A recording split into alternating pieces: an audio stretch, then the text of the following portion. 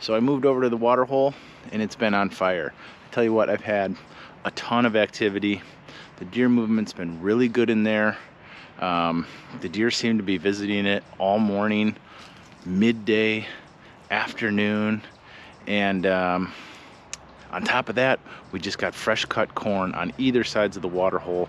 So I came in the other day, I made a new tree stand, kind of set back a little bit, about 22 yards off the water hole, and I can shoot one side of the field where there is fresh corn. And the fresh corn's not going to last very long. These farmers are pretty aggressive. They're going to move in here, they're going to till everything under and maybe plant winter wheat, maybe not. I don't really know what their plan is this year, but you know what, the conditions are really good for this particular spot, so we're going to hunt it. We got a lot of good deer out here. There's no reason to go somewhere else, even though I have hunted it a couple days in a row. But like I was saying, I ended up putting a tree stand up because the first time I hunted on the ground, I'll tell you what, is really difficult. The deer just kind of pop in on you and you have very little chance to react. I couldn't hear him coming. I had a buck come in. I probably could have got a shot off, but he knew something wasn't right. And the other problem with this spot was I'm kind of down in a hole, so it's getting dark about 20-30 minutes earlier than having some exposure up in the tree and being up along the field edge. I've got a little extra time. So the tree stand's really working out. It's just such a cool spot. I'm really digging what I've got going on over there, and my entrance is great.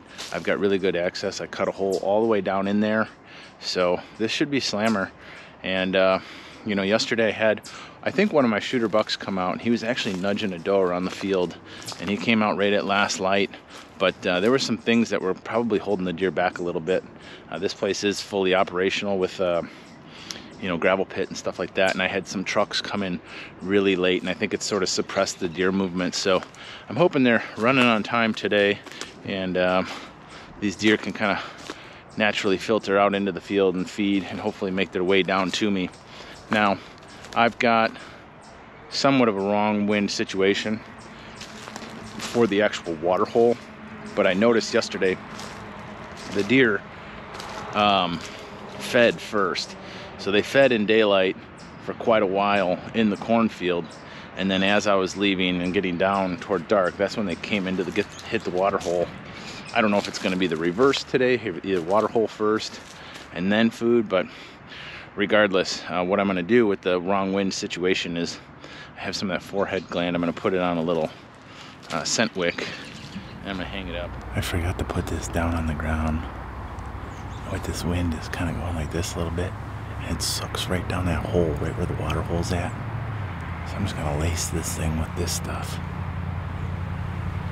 Stick it right on that little branch, just in case I get some swirls. Goes down in there. It's not a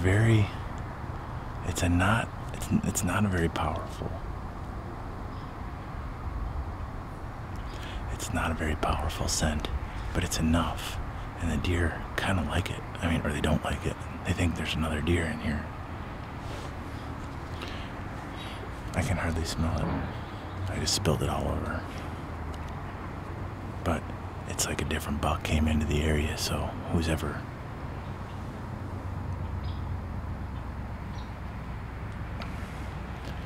acting like the tough guy, they'll normally put a scrape in, get fired up. Stuff's like 4 years old. I've never even used it, but I tried it on a scrape, and my big boy was in there just ripping it up an hour later. So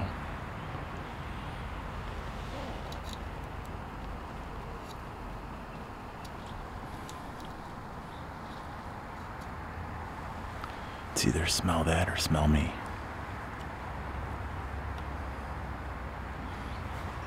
I will say I don't know if I love these. They leak real bad.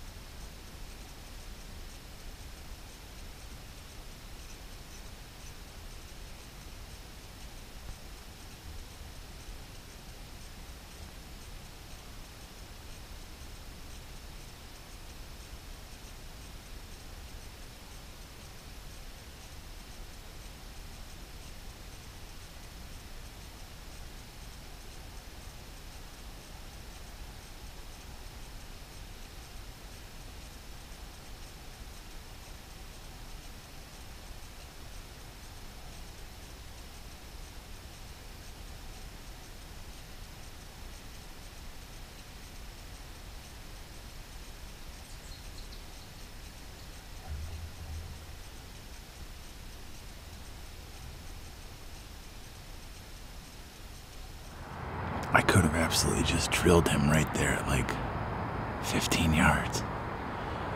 But after kind of gauging the look, I think that deer is actually like a really big 2-year-old.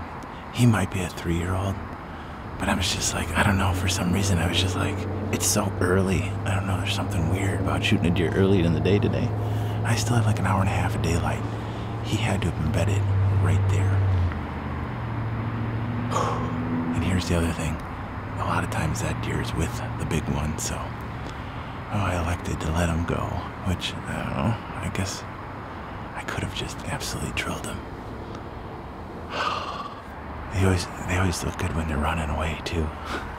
And boy, oh boy, when he turned, they looked really good.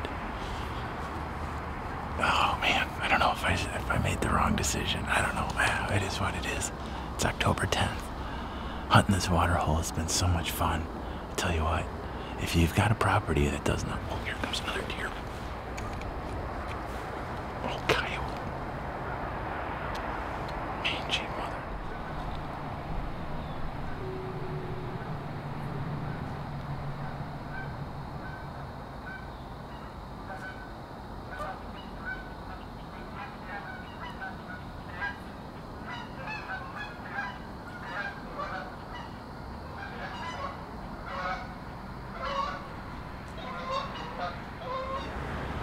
Water hole's on fire today, so this is kind of weird, but I actually am not allowed to shoot coyotes out here. The owner does not want me to shoot coyotes because they keep a lot of equipment in and around, and the coyotes definitely put the hurting on the mouse population, and the mice get into all the equipment and chew on all the wires. So we leave all the coyotes. I've been hunting alongside them for the last 10 years. That was probably Mom. She always has a den right over here, and she'll have like 6 to 7 pups every year. I've never had a problem. We still have fawns. It's not like they decimate anything. So we've got a working relationship, so to speak. But most people I know would just be like, oh yeah, shoot the coyote. But hey, when you're out here on permission and the owners say don't shoot the coyotes, you don't shoot the coyotes.